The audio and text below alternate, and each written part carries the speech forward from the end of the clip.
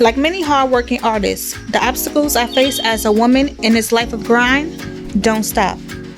So I invite you to follow me on this journey as I sit and chat it up with the person you don't see behind the creations. From the directors, managers, designers, brands, makeup artists, the list goes on. And that's the person behind the person, the creators. So tune in. I'm Latoya Growth, and we're going to talk industry. Hello everyone, how y'all doing today? It's your girl Latoya Growth, and welcome to Growth Talks Industry. Today I have the pleasure, y'all, of interviewing an amazing author who has a brand new book out right now called Empowered by Disadvantage. Y'all need to make sure y'all definitely go out there and support her because this book is definitely amazing. And we gotta support our people, y'all, okay? Appreciate you so much, Lisa, for coming on today and letting me interview you and share your story with all the viewers out there today. Most definitely. I'm honored. I truly appreciate you having me. No problem. So, y'all, Lisa is a mentor, motivational speaker, and the founder of Sectum Magazine and Deadline Production. And the founder and / CEO, y'all, she's a businesswoman of Avodgy collection, and she has an amazing partner, Doc Rock, all right, who's also the founder of Avodgy. She's a teacher of the youth, y'all, and a community leader.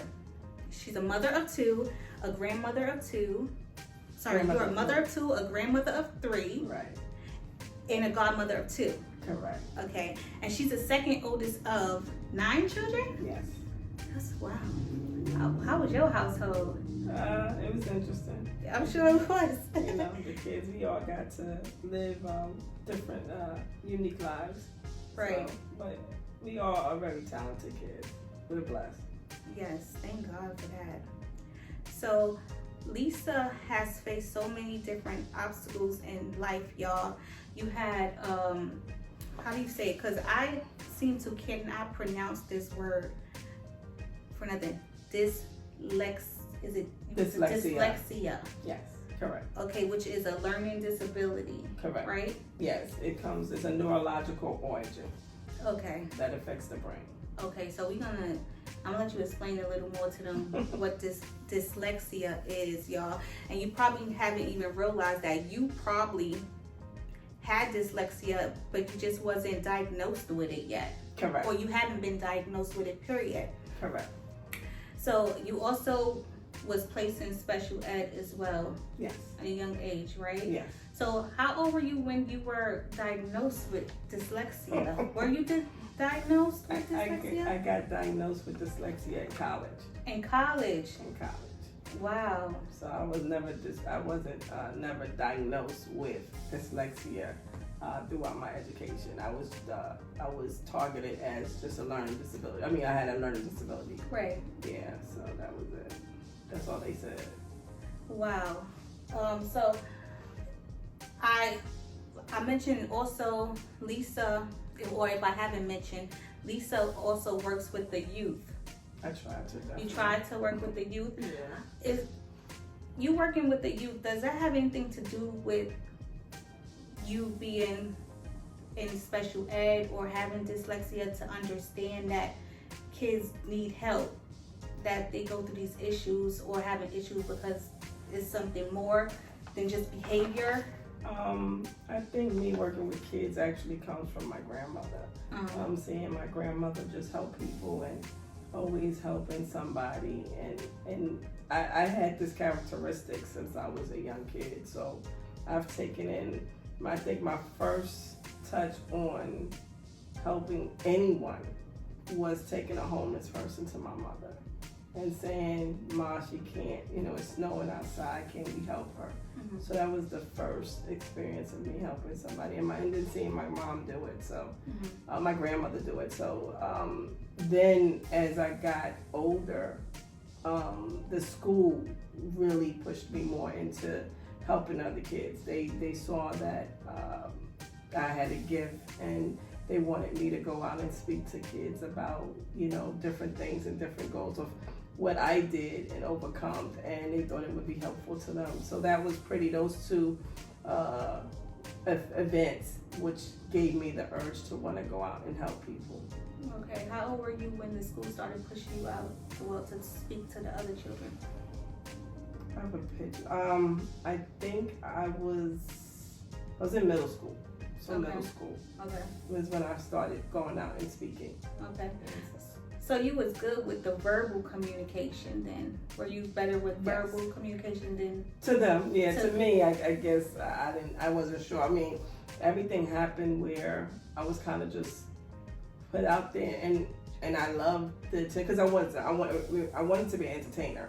Okay. So entertaining was first. So entertaining and traveling, I started that at I think 13. Okay. So professionally 13 as an entertainer, and then behind the scenes professionally 16. So me being in front of people really wasn't something that was hard for me to do. It just came naturally. But when people, me being teased, and to be in front of my peers and come across that, oh, okay, she is smart, or she can say something of value, it was like cool to be around people who want to hear my voice and my opinion. Right. So that was different. I think people get pushed into special ed and like programs like that because the children are not understood on how to educate them. Correct. That is correct. Right. Like some people work slower than others. Right. Some people you have to read a book a couple of times before you can fully understand it. Right. I don't think everyone is not the same.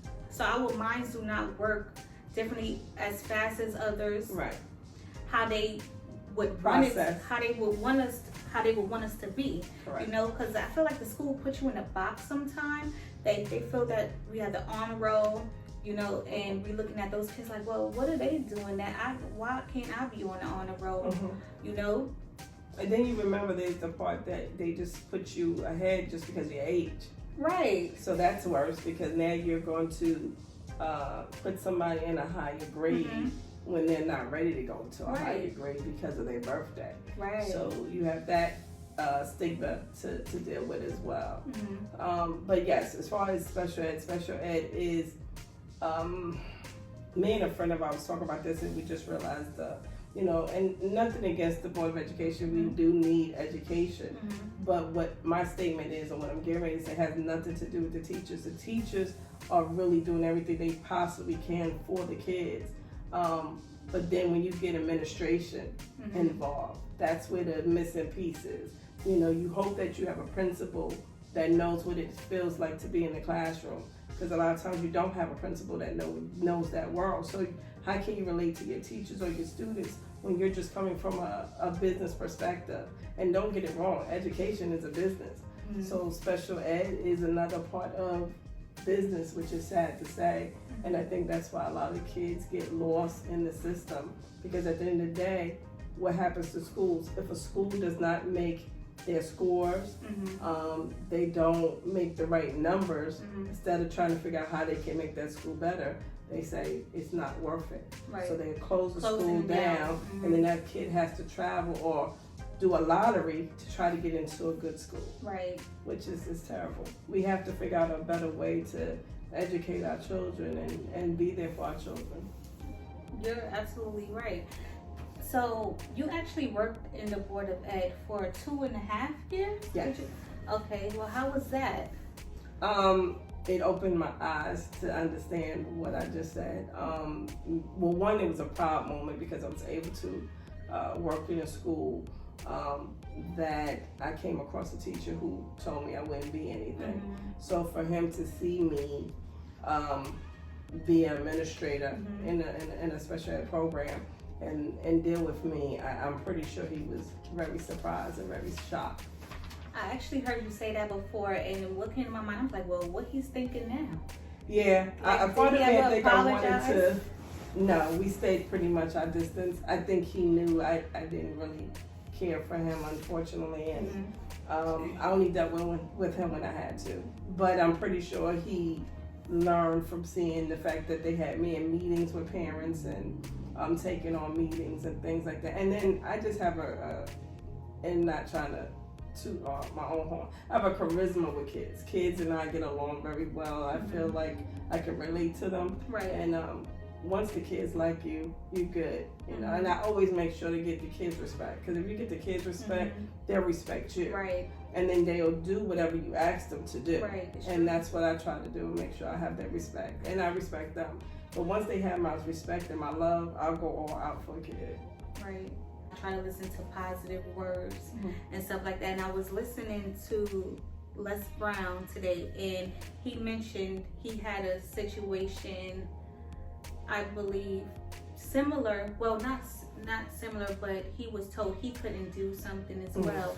And his teacher mentioned to him, he said, "Well, I'm in special ed, like I'm not regular, like the regular kids." And the teacher told him basically, like, don't never say that you cannot do something. Right. He said someone's opinion of you does not have to become your reality. And I thought of you when you said that, and you definitely didn't let that phase you. Yeah, I had a lot. Yeah, I can't take all the credit for that. I had a lot of great mentors, a lot of people who believe in me, right? And actually sometimes believe in me more than I believed in myself.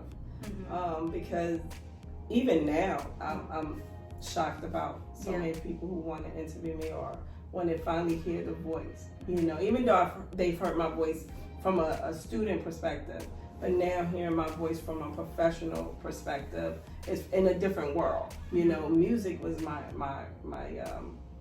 everything, my goal. So when you're in music for as long as I have and was mentored by the best, then that's easy. You know, you just tell them who taught you and they're like, oh, okay, cool. But when it comes to professional, as far as intellectual, then it's like, okay, do you have a doctor's degree behind you? What qualifies you to speak on these things? And I think most of all, the most educational aspect that makes me qualified is that I am a dyslexic person. I know what it feels like. I know what the kids go through, and even adults. And I've had adults come to me and I said, how did you do it, or what's going on? But I had great mentors, to your question. I had great mentors that believed in me. And my stepmom, she's in Georgia. My stepmom says to me, when we was doing fashion and she was my business administrator, I said, "Ma, I can't do this. You know, I need you to do ABC." She said, and we would argue, and she'd be like, "I want to hear you tell me what you can't do, because you already did it." Right. You know, and that's another stigma you go to, because when people meet me, they don't see any signs of dyslexia, right? Unless you're very close to me, right? Then you see it. So then you have to deal with those people who be like, are you faking?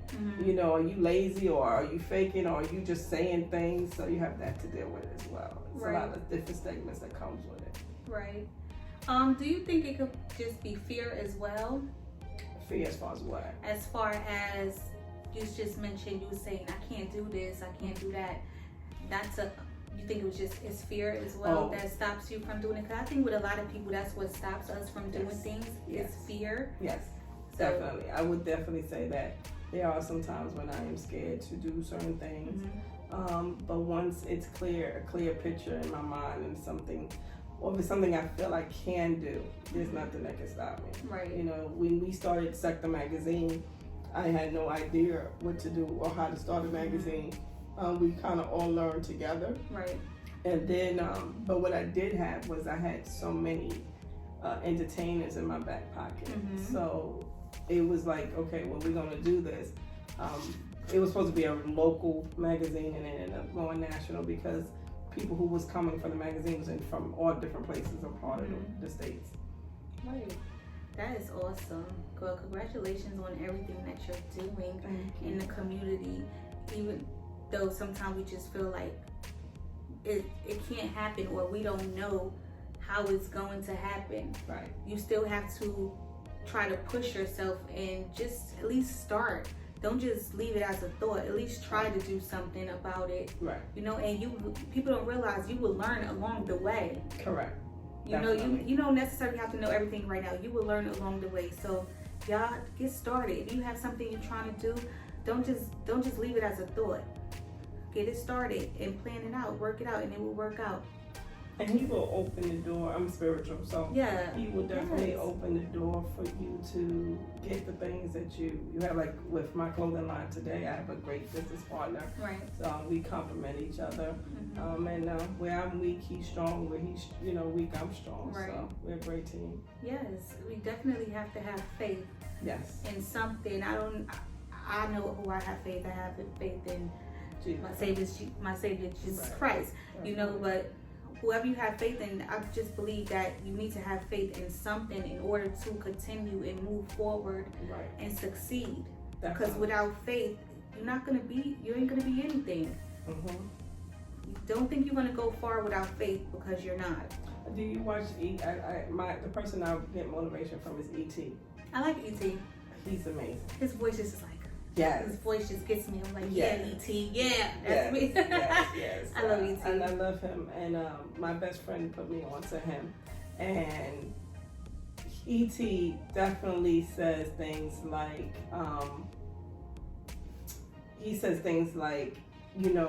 what makes you want to be the best you? Right. What pushed him was his wife. Right. What pushes me is my family. We come from, I would say, a poor background, and we come from a time where you wouldn't think that your children can be on TV or doing certain or travel the world. Right. And my mother is blessed that she has my older sister's a writer as well.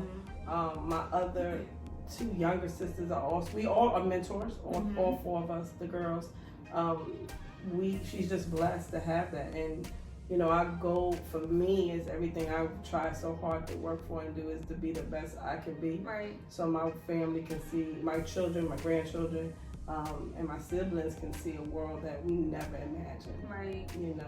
Right. That's what I want. Thank goodness you had the support of your family, because a lot of people don't have that support. Like for me, for instance, I come from an era where my parents are not about this TV life. Right. They're not about posting. They're not about interviewing. They're not about none of this entertainment world. Right. And they don't understand it. The only thing they understand is go work a regular 9-to-5 job. That's the only thing you need to do. Right. And I'm over here like, look, I'm trying to do my thing. I want to live my life and be happy with it. Right. I could go work a regular 9-to-5 job, but this interviewing and just speaking to wonderful people and getting their story is something that I want to do, because you don't know who's out there that's listening that could benefit from the information. Right. And I think you're doing a great job, and I appreciate you creating a platform that is definitely needed for all types of people. So definitely keep it going. I appreciate it. Thank you so much, Lisa.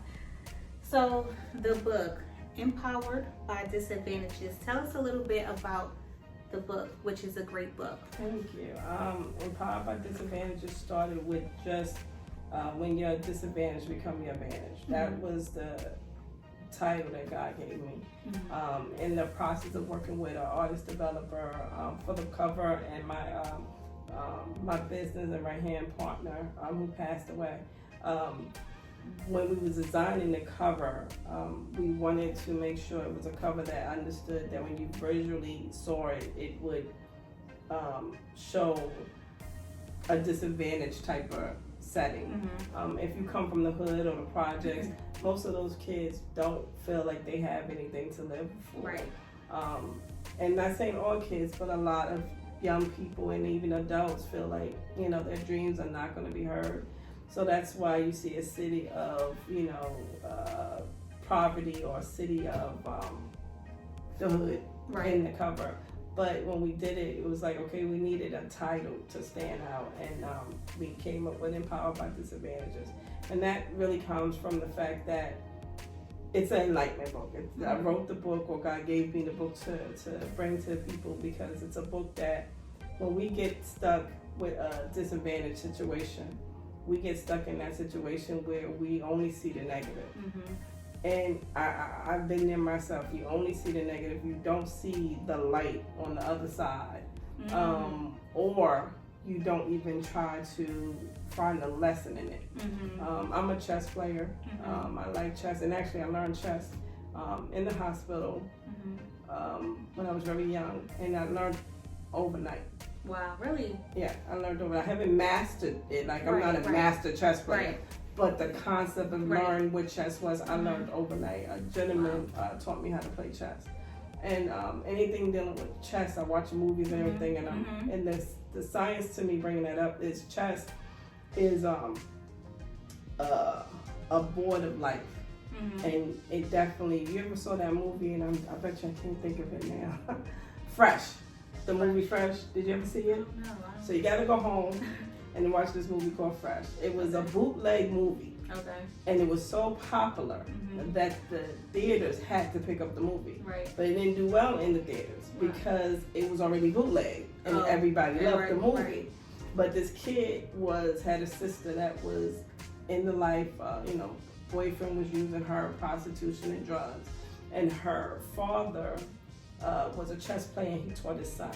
So his son wanted to save his sister's life from the drug gang.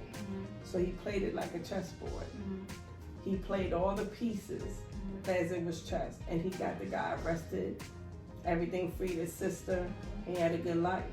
So the point to that is, like, life is a chess, but you have to figure out, for chess, you have to think 5 and 6 moves ahead. Right. You have to see your opponent moves and try to think of not only their moves but your moves. And to navigate. That's the point of math. A lot of people say, why do you need math and calculus and everything? I finished math in 10th grade. I didn't have to take math anymore. I regret that, because if I had taken it, I would have been probably even smarter. But, you're like, oh, I'm going to take it? I ain't taking it. But math, the point of math is showing you how to navigate different moves. Same thing with chess. So this is what the book is about, as far as trying to show you to go into it in a sense of what's the lesson that he's trying to show you that you're going to walk away that's going to make you a better person or get you to a better situation. And it's just enlightening people's mindset and showing them don't get stuck in that place. Right. Wow. That's a great story, Lisa. It's crazy because I just learned how to play chess, but it's always been something that I had in the back of my mind, like, I need to learn this game. I don't know what, I just kept getting drawn to this game. And I finally taught myself how to play. I'm not gonna lie, I'm sorry, y'all. I feel like chess it's for smart people. I'm sorry. Yeah. I feel like chess is for smart people. Make you feel real intelligent. Right. I'm like, I need to learn this game. Because I need to get my mind right. And then as I learn, I'm like, dang, it's not as easy as you think, but you got to be real strategic with your moves, and really you got to think your partner moves, like you said, your moves, but it's a great game. So in the book, you tell a couple of different stories of people. If you looked at them, you would think it was not bad luck for them or a disadvantage, basically, and how they just came out of that.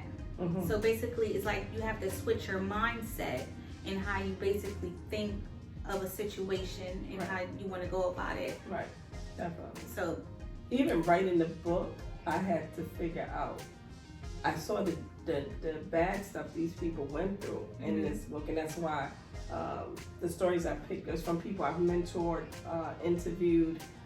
Just like you're interviewing different things, you might write a book from it. But those are different ventures in my life that I've been through and helping different people. Some is about personal, and a lot of it is about other people. And I had to, like chess, I had to turn on a switch to see what was the positive situation in that dark place that they went through. Some of it I got from them, and them telling me their stories, and then just trying to remember it, but also seeing it. Right. I think we all go through situations that are not great, that we feel we're not in a great situation. But I think people need to realize you need to, if it's a bad situation, try to plan out how you're going to make it better. You have to plan it out and try to make it better for yourself. Because if you don't make it better for yourself, no one is going to make it better for you. That's how I feel about it. But once you make it better, but a lot of people get stuck, okay, you want to make it better. But if you don't see the goodness or Right. the good part of the Right. light in it, how can you make it better? Right. So you still got to figure out what was the reason that this is happening. Right. You know, when I wrote the book, I thought this was a journey that I had already experienced, and it was time for me to tell a story. I actually stopped writing the book once I got to the 8th chapter because my best friend was passing. Right. And I wasn't going to finish the book because we had 2 parts, and we was going to do it together. And I said, well, if you're not going to be here, I'm not going to finish. And she made me promise and said I have to finish this book. And I finished the book. And again, with spiritual, I finished the book 7 days after her birthday, which was I think on the 12th. And that's 7 days. Her birthday's on the 3rd, and 7 is a completion, if I'm correct. So the book, when I got to the last chapter, I talk about that journey of seeing her pass and what people thought of her and just everything. I wouldn't have been able to figure out what was good in losing somebody so amazing, someone who was a spiritual icon, teacher. What was good in that? Now, I mean, I already figured it would be, but now to see that we're in a pandemic, Right. she wouldn't have been able to live with this. Right. And I wouldn't have been able to be there for her like I was, you know, during her sickness. Right. Because we wasn't allowed to be there with our loved ones. Her children and I it would have been really hard. So I've learned that we don't always see or understand why things happen. Right. He knows, he knew a pandemic was coming, Right. you know, Right. and I just had to be strong to figure out how to help and what to do. So, but I know there's so many other people that are going through things in death and they don't know how to deal with it or what's the positive in it. Right. And the positive of death is knowing that we're the ones suffering. We still got to live Still here. gotta live here. You know, they're good. Right. They're partying and Right. enjoying Christ and Right. just enjoying a great life. You know, and that's what he promised them after you pass on. Right. So we should not, of course, it's a natural human thing, but we're the ones who still have to figure out what our purpose is on this world and what we're going to do until he calls us home, because he's not going to call you home until your time is up. Right. And now we have to figure out what the lessons that they left for them with their families, because Right. there was lessons left. Right. And that's what the whole book is about. Yeah. You know, I believe that everything happens for a reason. And if you look at your life sometime, you just realize if this didn't happen, I wouldn't be in the situation that I am today. Right. To say to the parents that have children with learning disabilities that they just can't acknowledge the fact that their children needs help, what advice would you give them? One is unjust that you're doing to that child. If you are not willing to open up and at least consider the possibilities that there is a learning problem.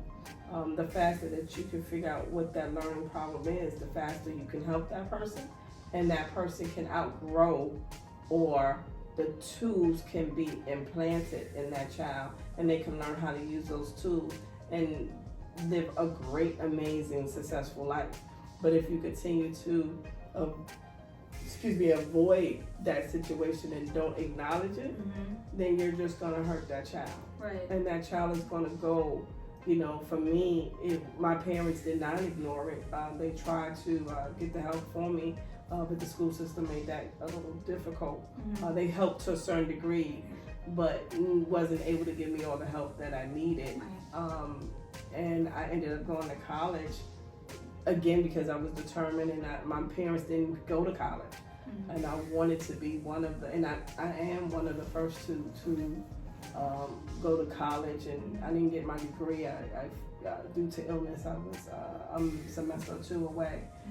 But to go to college and experience that, but to go to college with a 6th or 8th grade reading level is crazy. Right. You know, but thanks to great teachers and paying attention, they got the help I needed. And now, you know, I could go to college and definitely do better if I wanted to go to college. But yeah.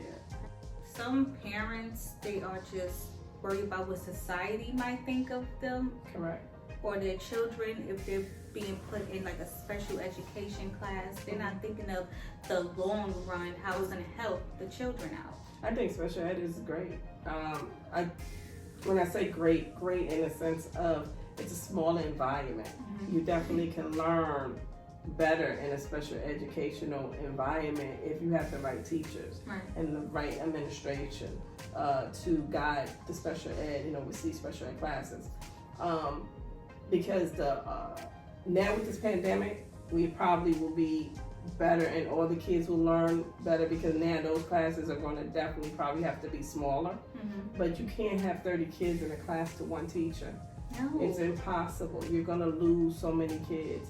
And to worry about I've been in many meetings with parents and let them know that the stigma that you have with special ed is nothing what you think. And once they speak to me and meet me and say, oh wow, you really was in special ed, it's like, yeah, I was. It's like, oh, okay, so you can come out, and it's bad because in their mind, I know they're thinking you can come out normal. But I was already normal. I just learned different. And you have to learn those tools. But if you don't give your child the tools that they need and you care about an image or a persona more than you care about your children, there's something wrong with that picture. Our first job as parents, even as adults, is to teach and guide. And if you don't do that, then I think you're doing a misjustice to that child. It's just this stigma on the special education, a bad stigma on it. But you think it's getting better? That people's understanding that their kids need the help that is there to help the children? I think it depends on the schools.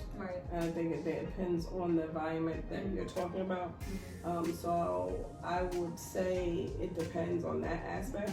But as far as do I think the special ed system has gotten better? Or the school system, not the special ed, school system. Nah, I think we still have too many kids dropping out. Too many kids are still coming out of school and don't know. And what it is really is because you have parents who are working, trying to take care of their families. And the way the kids learn today, my nephew comes to me and we were talking about math the other day. And I was like, why they just don't do A, B, C, D? And my sister's like, no, they don't do it like that no more. I was like, oh, okay. It's different. Different, thing for them. But they're doing great because they have parents who are really, really able to try to manage as much as possible and be involved. But even then, they're in good schools. It starts with the school system. The government needs to put better time in these cities that are deprived of a good education, so they have good books, good teachers, give them the tools, the after school programs and the tutoring so they can do better. I feel that when a kid doesn't have the right education, they just start acting out. Correct. So because they don't want to focus on the learning disability that they might have, so they just act out so you could pay more attention to the act out phase of them. And then they act out because they're frustrated themselves. It's not a cool thing that you want to get a word on a piece of paper and you don't know how to put the word on the paper. So you get frustrated and you just do things to disrupt the classroom. So this way, one, it takes attention off of you in one aspect, but it puts another attention on you. So we definitely have to just be there more involved with the kids. And we as adults, not even parents, my generation was raised, if your parents wasn't there to get you in trouble, you had neighbors and teachers and things like that. And, the government has made that a little bit harder. I don't really care about that part. So if it's a child that I'm dealing with, I'm still doing what I know. But we have to, why I'm so involved with kids is because you can't tell a child, do something better with your life, but don't give them any options or help them. Or how to do it, I said, it's something about this thing called life. We here, we don't have, it's no handbook, no rule book on to how to go about life. Right. You know, we take it day by day. Like our parents don't really know. Some of our parents don't really know how to teach us the right things and give us the right tools because they didn't know it neither. Right. You know, so some people are a little bit more fortunate to have parents that pay attention to them. You know, but some kids are not. So I had mentioned that if you have issues or to try to find a way to fix it. But I think sometimes is your surroundings as well, is the people around you, the negative people around you. Yeah, if you have negative people around you, then you might be around do negative things. Yeah. Definitely. And then that depends on if you're a follower or a leader. Right. I've always been a leader indirectly. I used to get in trouble and didn't even know why. I choose to leave the classroom. I didn't tell the class leave, but I was getting in trouble. They were like, well, you the leader, wrong. I'm like, okay. But I asked to be the leader.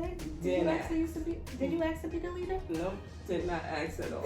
You know, but people go by a characteristic of you. What I would tell people is that if you want to be the best, or you want to be successful, if you want to be the Jordan or the Chris Brown or whoever, Kay Walker, you definitely have to surround yourself with people who are focusing on being the best. Right. You know, people who like to study, people who like to be around other entertainers. Right. So this way you will learn, right, and then that will motivate you. Right. Just be around people that's in the field that you're trying to be in. Definitely. I think it's and so even important. fields that you might not be in. Just something because you might learn You something. might learn something. Right. It's so true. Well, I have a little fun game that I like to play with people I interview. If we looked at your phone in your search bar, what is the last thing you searched? The last thing I searched? Yes, what was the last thing you searched? Probably Facebook or TikTok. TikTok? You like TikTok? TikTok. Actually, I do. I got with TikTok because of a business. Every social media I do is because of business. I really don't do too much personal. But my friend told me, you know, when you get this TikTok, it's going to be addictive. And I said, girl, I don't know what you're talking about. I ain't going to be addicted to that. It is. It's super addictive. It is. I swear, it'd be daytime when you want it, it's nighttime when you off. Like, where did time go? It is, but it is in a positive. The stuff that come on my TikTok is a lot of preachers, motivational speakers, different lifestyles that come up there that I learn a lot of different things from. So I would say definitely TikTok, and Facebook. Okay. So before we leave, give us just a little bit about Avodgy. Avodgy is a clothing line that I started for my son. Actually, I wanted to, you know, all my children have their own little thing. My daughter is a stylist, and stylist and marketing. My godson, he is a stylist, photographer, videographer. My son is a businessman. He follows after me even more. But I wanted to give him something so he can have it. He likes fashion. So I said, well, let me start this, because I didn't like his clothing line name. So, and I don't remember what it was, but I didn't like it. And I was like, okay, well, we're going to do something for you. So Avodgy is, U stands for one, uniqueness. And we wanted to do something that was different. And I partnered up with Doc Rock, Jamel Bay, because he was a shoe designer. Right. And we clicked instantly from the time we met.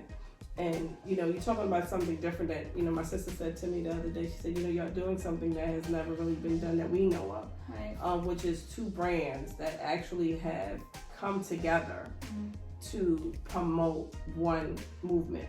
Right. And Avodgy and Doc Rock is about fashion. Style as universal, unique for everybody. Doesn't matter what creed, race, sexuality. You know, it's for everybody. Right. And it's a brand that is going to be for the people. So what I mean by that is, it's a brand that if you spend $80, $40, $85, $90, $100 with us, don't think that our success is going to turn our back on that community. Right. We're going to give back to that community and help that community. Right. And we've done that somewhat with my book. I did $1,500 or something like that for cancer. We're trying to do the same thing again for cancer and learning disabilities. It's very big on us, and I'm just trying to give people a hope that if they're in trouble, and now with the fact with the pandemic and they can't eat, that if we're at that point financially, we're still not there yet, but our goal is to get there with the love of our supporters. That Avodgy will be able to help the community in all different ways. Okay, that is great. So Lisa, tell the viewers where they can find you. You can find Lisa Speaks, Lisa Ward Speaks on Facebook, Avodgy Collections on Facebook as well as IG.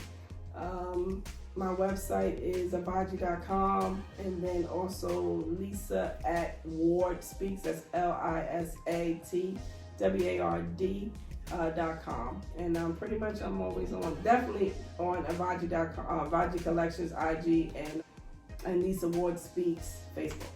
Right, great. So y'all make sure y'all go to the Avodgy website and check out the awesome collection that they have there. Lisa, thank you so much for letting me interview you.